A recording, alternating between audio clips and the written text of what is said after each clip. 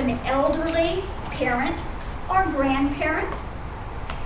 If you have, you may be familiar with what I'm going to say. If you haven't, you might want to make note because you may be doing something similar when it's your time to take care of an elderly parent, grandparent, aunt, or uncle. My 98-year-old dad isn't very mobile these days, but he does walk without a cane. But I can't get him out walking too much. I need to encourage him to walk more because he needs the walking for his health. And he has dementia. Before I moved in with him earlier this year, he was living alone for a year. Meals on Wheels would bring his lunch. He would fix his own breakfast, then I started fixing his breakfast before I went to work. Meals on Wheels would bring his lunch, and then after work I'd go fix his dinner. It turned out that when I left for work, he wouldn't finish his breakfast. Meals on Wheels would come, he would put it on the dining room table, take one bite, wouldn't eat his lunch. So when I would come home at night to fix dinner, I see his half breakfast, most of his lunch. That's not good for your health. So I retired, moved in with my dad so I can feed him breakfast, lunch, and dinner and 2 snacks in between, and he is doing much better. But because he's not mobile, he doesn't get out a lot. But one of the things I've learned is it's imperative for a senior citizen to get out of the house. So what do you do to get your elderly parent out of the house? I quit the Meals on Wheels and started taking him to the senior center. And he enjoys that. He's out of the house, somewhat talking to some of the other seniors. The other day he had them laughing that they brought milk. This isn't a beer, I want a beer. And I said, well, maybe on Sunday dinner you can have a beer. And he said, what day is this? I said, today's Thursday. He said, make it Sunday so I can have a beer.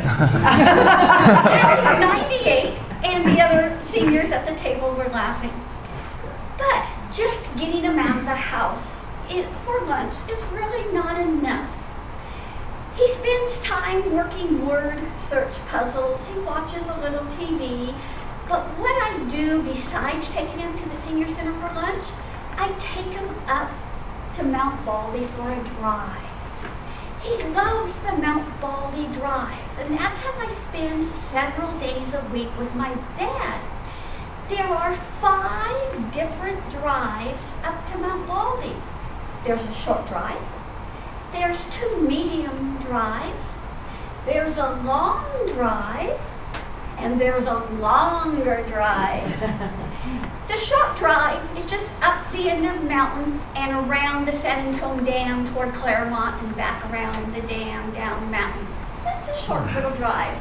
It can take 20 minutes or so. The medium drive is up the mountain to the Ice House Canyon area. Sometimes we stop and have a juice, or I feed my dad Ensure. He happens to like it, thank goodness. We sit and just watch the trees blow. He likes looking at the different rock formations up and down Baldy. He likes looking at the wind blowing through the trees. So up to the Ice House is a medium drive. Another medium drive is the turn to the Glendora Road.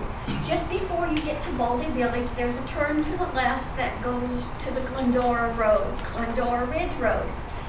We can stop along there, depending how much time, quite a few different spots.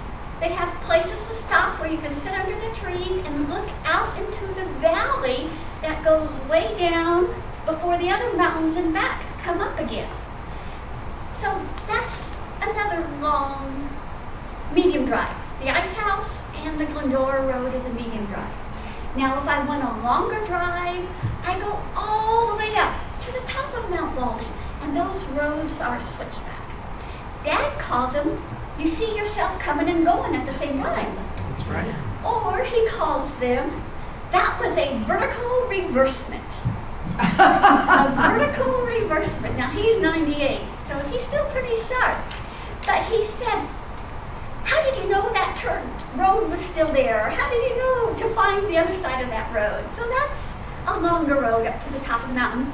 Up to the ski lifts, we sometimes stay up there and just watch the squirrels, the trees, the wind in the trees.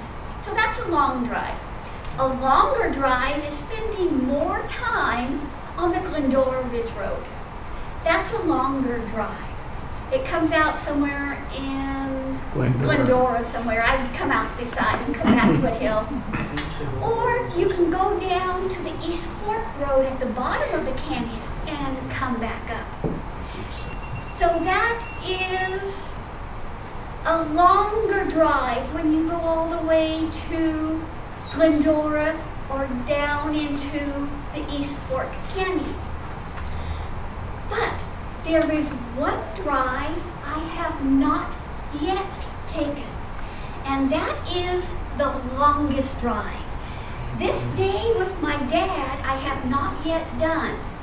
When you go down the canyon to the East Fork Road and take the road west, it comes to a T-stop, and you go left and it comes out in Azusa somewhere. I come out left and ended up on Foothill and made it home.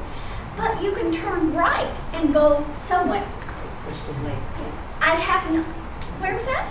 Crystal Lake. I always wondered what Crystal Lake was. Well, I have not yet taken the right turn and come out wherever that comes out. That is a day with my dad I have yet to do for the longest Mount Baldy drive. Mr. Toastmaster.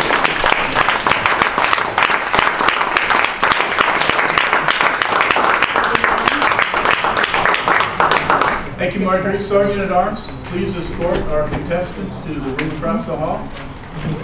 Chief Timer, please begin 5-minute timing. We'll give them like 30 seconds to get over there. And signal me when appropriate.